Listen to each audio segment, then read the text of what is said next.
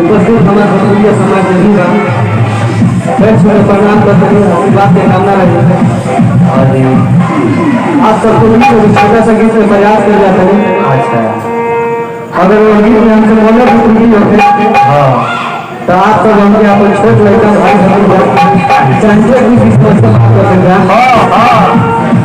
देखिए अगर प्रेम प्रेमता के बात बड़ा बचपन से प्यार करते एक बाइक टूट जाता है। हाँ जी भैया लड़की कहाँ पर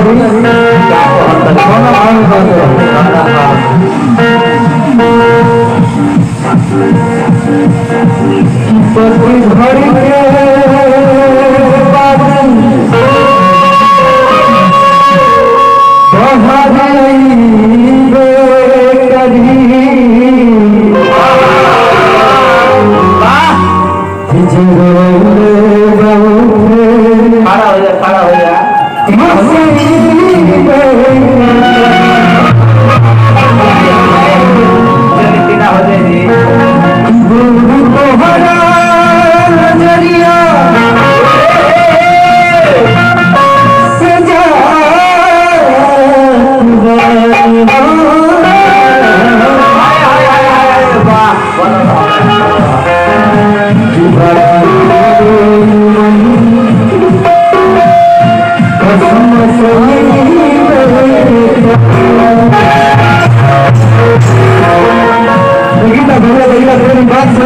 अरे पगली हमें रोला सुधार खाना तो हमसे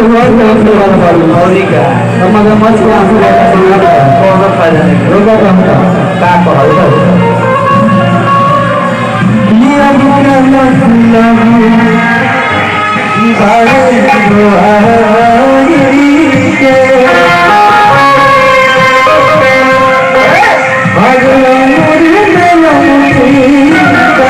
भगवान